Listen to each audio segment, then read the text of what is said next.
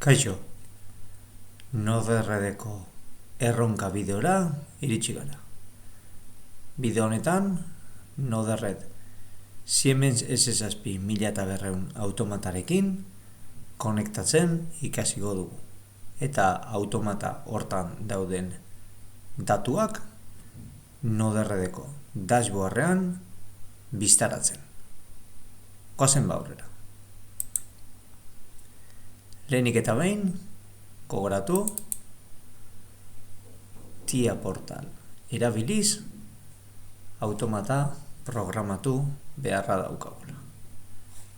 Siemens S60000 automata programatu, eta horretarako TIA portalen bere CPU-a argi aukeratu behar du. Gure kasuan, 1215C automata erabiliko du. Bere azken firmwarea 4.4 firmwarea izango da. 3 tag deklaratuko ditugu. 2 sarrera, lehenengo sarrera eta 8garrena, input 00a eta input 07a eta irtera bat. Q edo output 00. 2. Bloke nagusian, 2 sarrerak serian jarriko ditugu. Beraz, 2 sarrerak aktibatuta egon arte, irtera ez da aktibatuko. Lehenengo sarrera eta bigarrengo sarrera aktibatzean, eta orduan bakarrik irtera aktibatu egingo da. Programa hau Siemens automatara igo aurretik 2 berezitasun. Devicearen konfigurazioan, automataren konfigurazioan, protection atalean, permit access with packet communication from remote partner ahalbidetu. Ondoren, program blokean, main programa nagusian, ezin da optimize block access desabilitatu. Eta ez dago desabilitatu beharrik irterak eta sarrerak ikusteko. Baina, edozein data block programean, edozein datu inputak eta outputaz aparte, edozein datutara sarrera izan nahi badugu, optimized block access desabilitatu beharra daukagu. Ados, hau guztia argi izan ez gero, programa hau automatara igo eta automata martxan izango dugu. Ados, demagun ba, automata martxan daukagula. Node-RED iriki eta Node-REDen manage paletean S60000 idatzeko dugu. Eta Node-RED contrib S60000 liburutegia, nodoak, instalatuko ditugu. Node-RED node to interact with Siemens S7 PLCs. Ados, instalatua. Nodo hauek S60000 protokoloan bitartez, Siemens automatatako datuak irakurri edo idazteko balioko digute.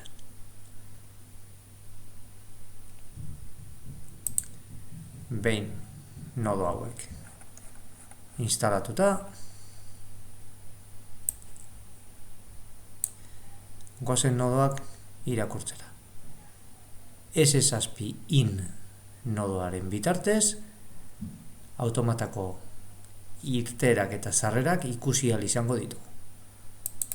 Barrura sartu ez gero, lehenengo automatareko konexioa konfiguratu beharko dugu. A new S7 endpoint.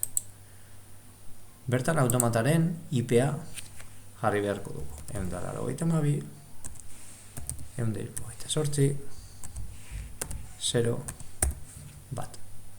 Hau, TIA portalen, komunikazio egiten duzuen momentuan, IP hau ikusiko duzue. Rack eta slotean, lehenengo slota aukeratu, eta variabletan, input 0.0 irakurriko dugu. Sarrera bat.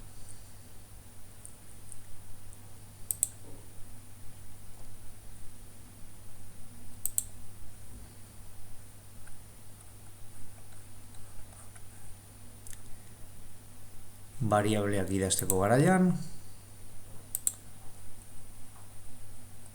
praktikako datu horrian duzue, variableak nola izendatzen diren. Hau irakurtzeaz gain, aprobetxatu dezagun, eta jarri ditzagun baita 0.7 sarrera 8 eta Q0.0 irteera bat. Ados, update, automataren helbidea jarrita dukagu, single variable eta aukeratu dezagun sarrera bat. Lehenengo honek, nodo honek sarrera bat datua emango digu. Instalatu dezagun debugaren bitartez, deploy, eta momentu honetan false balioa dauka, true, false, true. Entzuten duzuen hola sarrera klikatzen ari naizen, eta hau debugean ikus dezakegu. Ados?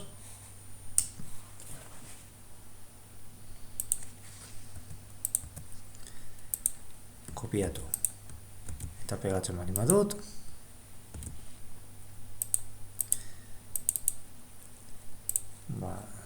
sarrera 8 irakurri eta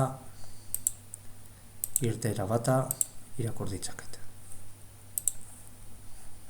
Ados? Eta hauek orain,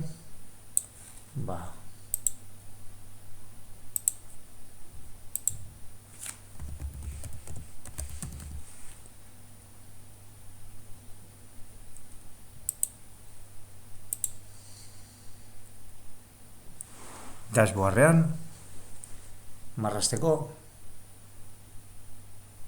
saioa egingo dugu.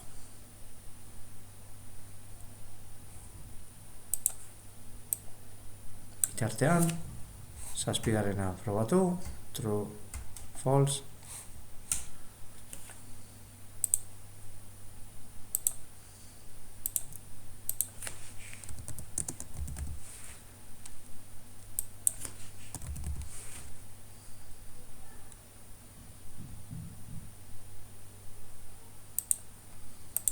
leda ere instalatu,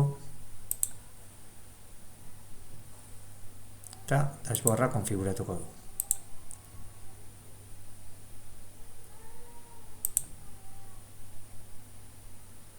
Leio bat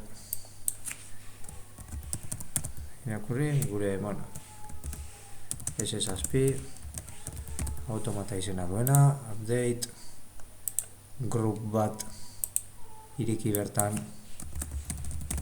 sarrerak izenako duena, eta beste group bat iriki irterak izenako duena. Ados? Eta orain, dashboarde etorrizkero,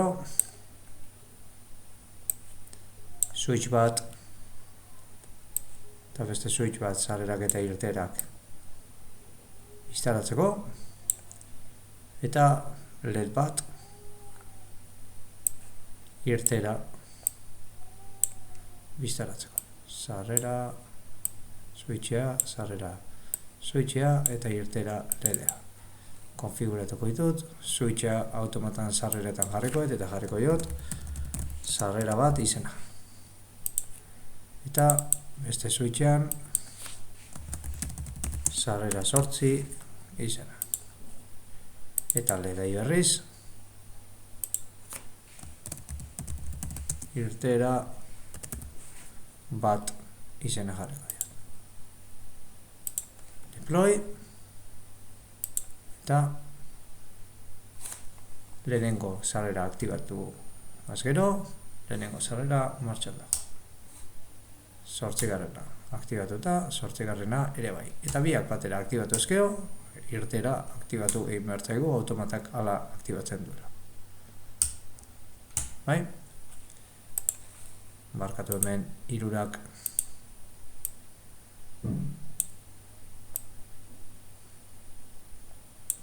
da. Bloke berdina jartzea. Da. Ados?